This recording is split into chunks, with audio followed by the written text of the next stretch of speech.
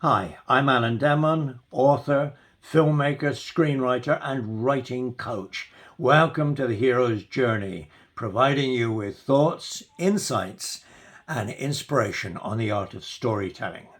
Well, last week I introduced this vlog talking about the hero's journey, which is an ancient and also contemporary story model. Excuse me, frog in my throat. And the hero's journey is very simply about a character who is in their familiar world and their life is going nowhere. And then what happens is they get a call to adventure. A call to adventure is what kicks the story off. And it can come in many forms. So I just want to mention this, the hero's journey is not just theory. It's not a piece of kind of literary theory or story theory. It is also real life. And that's where I want to just refer to my book, The Barging Free 1 Year on a Narrowboat. This is a true story, my life in 2017, what happened to me. And I already knew about the hero's journey. And I got this sort of click in my mind. And I thought, somebody said to me, a friend of ours said, hey, you know what? If you live on a narrowboat and you move every 2 weeks in London, you don't need to pay any mooring fees. And I was thinking, wow, this solves my financial problems. You can buy a narrowboat pretty cheaply for 20 or 30 grand, and we could be living in some of the best parts of London, and that's it, that's all sold. But however, I knew nothing about boats, but it was a call to adventure. I got a click. And then I knew from the theory of the hero's journey is that, there may be a refusal, and there was a period in time when I really debated, is this a wise thing to do? Because I don't like water. I'm afraid of drowning. Why in hell would I buy a boat? Anyway, what I did, in fact, is with my wife, we did buy a boat in the West Midlands.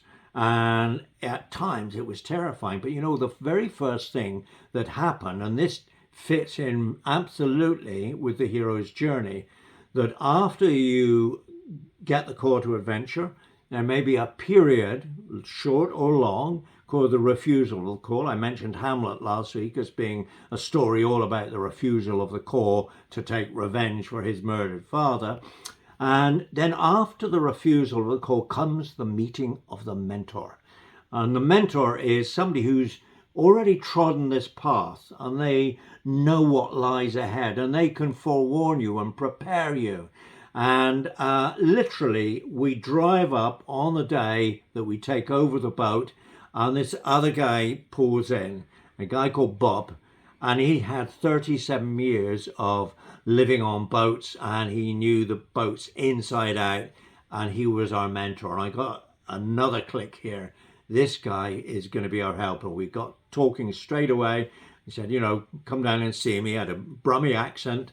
And, say that because we're in foreign territory, which is also part of the hero's journey, is to go from the known into the unknown. And in film and in stories, this can often be represented as traveling from, say, a familiar landscape, crossing a border, and then you're in a different landscape, often quite dangerous, which will test you. So he became our mentor.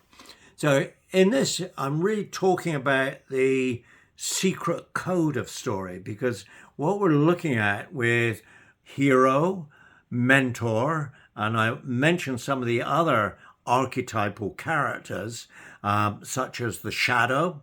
You may have allies. You may have shapeshifters. They often appear in film noir, characters that are both positive and negative. And also you've got a type of character known as a threshold guardian. Could be, if it's a crime story, this will be a policeman or a figure of authority says, stop there, you can't go in there, that's enough, go back. And I think one of the things I really love about the hero's journey is it provides a different way of looking at conflict.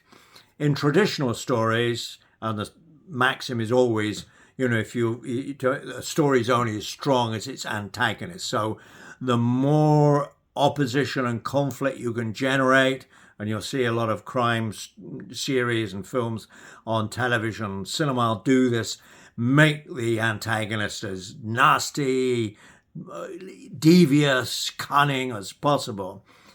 And they are very much opposed, but it's a different way of looking at things. I think this is very useful for life itself. So the hero's journey model is really an education for life as well as for storytellers. And let's take the threshold guardian. So, you are trying to get from your familiar world, you're trying to do something new, and somebody says no, it prevents you. You haven't got the right papers. You can't come any further. Your passport's out of date or whatever. So you could get into real conflict here. But here's a different way of seeing this. In psychology, this is known as reframing it. You could reframe it and say that what this threshold guardian archetypal character is doing is actually testing you. All right? And this is really what the hero's journey story model and the hero's journey in real life is about. It's about saying, okay, I'm going to step forward into the unknown. I'm going to go on this adventure, and I'm not afraid to be tested. And I know what will happen. I will get stronger as a result of being tested. So when you meet threshold guardians in real life, think of them not as being really nasty people. Think of them as they're testing me. What are my resources? How determined am I? How clever am I? Can I find another way around this? Maybe there's another door just down the side. I just go round into the other street or something and find a way through there. So I think the hero's journey as a story model, and Joseph Campbell, who's one of my great role models, I would say, I think he died in 1984, and he wrote The Hero with 1,000 Faces, a seminal book which influenced a lot of filmmakers like George Lucas. And, he said that life itself is a hero's journey. We're born, we grow, we develop, we go through different stages, and eventually we die. So what the hero's journey as a model is a model for life as well as for story. And that's something that I really love about it. And what I would say it is, I think these elements, the patterns and the archetypal characters, are embedded in our collective DNA. Really what Carl Jung mentioned or described as the collective unconscious. And they pop up all over the place in different cultures and at different times and so forth. So there is a kind of a secret story code, and this really fascinates me. And what since I've learned about the hero's journey when I was studying screenwriting many, many moons ago, I've brought it more and more into my own writing and also seeing it in my own life. So it has been invaluable.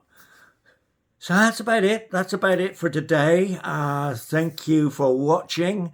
And if you really like this, then please come back and see me next week. I will be posting a vlog every Tuesday from here on. So look out for that. We'll be talking about a lot of other things like how to find your purpose in life. Follow your bliss is a saying from Joseph Campbell. What does that mean? How do you find your bliss? So I'm not just going to be talking about story, but I'll be talking about, if you like, the philosophy around how to live your life. And this is the stuff, of course, that story is made of. The great themes of human existence that we debate really within ourselves and in our literature and our film and TV every day, every week, every year. So anyway, I hope that's interesting, and look forward to seeing you again. That's it for now.